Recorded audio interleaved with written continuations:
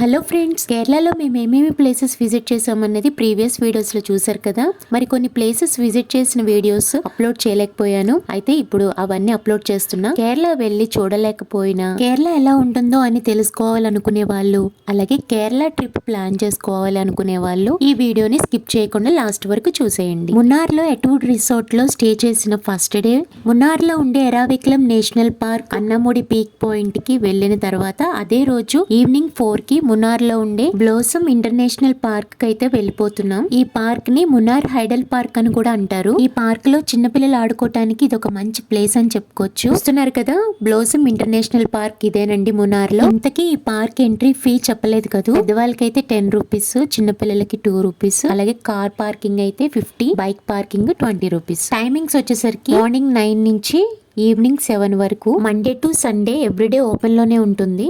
కేరళలో ఈ పార్క్ ఎక్కడంటే మున్నార్ మూలకడేలో అలువా మున్నార్ హైవే దగ్గర ఈ బ్లోసమ్ ఇంటర్నేషనల్ పార్క్ ఉంటుంది. మేమైతే paradise holidays Karunyam tours and travels లో చేసుకున్న మినీ బస్ లో అయితే వచ్చేసాం. ఇక్కడ మనకి డిఫరెంట్ రీక్రియేషనల్ యాక్టివిటీస్ ఉన్నాయి. ఈ పార్క్ కి ఏ మంత్ లో వస్తే బాగుంటుందంటే నవంబర్ నుంచి మార్చి వరకు అయితే టెంపరేచర్ కూల్ అండ్ ప్లెజెంట్ గా ఉంటుంది. ఫన్ యాక్టివిటీస్ లో జిప్ లైన్ ఒకటి. జిప్ లైన్ ఎక్కి మేమైతే ఎంజాయ్ చేసాం. కాస్ట్ వచ్చేసరికి పర్ హెడ్ 300 రూపీస్ చార్జ్ చేశారు. మేము జిప్ లైన్ ఎక్కిన వీడియో షార్ట్ వీడియోలో అప్లోడ్ చేశాను.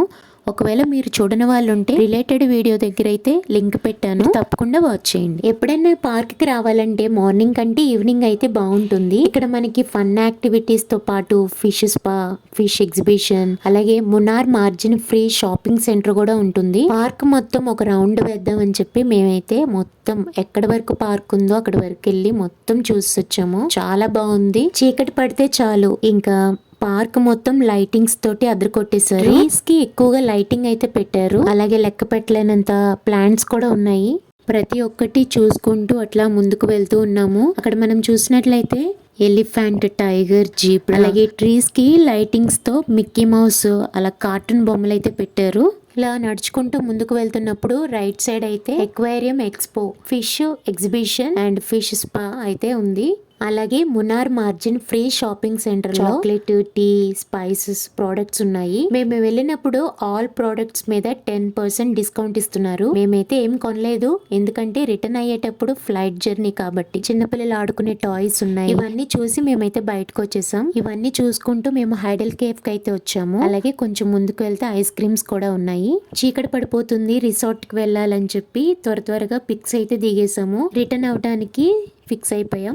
ఎందుకంటే 7 కల్లా పార్క్ కూడా క్లోజ్ చేసేస్తారు కాబట్టి మేమైతే బయటకు వచ్చేస్తున్నాము. రిసార్ట్ కి వెళ్ళాలంటే ఇక్కడ నుండి 3 to 4 అవర్స్ అయితే జర్నీ చేయాలి. సో అందుకని మేమైతే రిటర్న్ అయిపోతున్నాం. ఈ వీడియో కనుక మీకు నచ్చినట్లయితే లైక్ చేసి మీ ఫ్రెండ్స్ అండ్ ఫ్యామిలీ మెంబర్స్ కి షేర్ చేసి, అలాగే మరిన్ని అప్డేట్స్ కోసం ఇప్పుడే మా ఛానల్ ని సబ్స్క్రైబ్ చేసుకోండి. Thank you.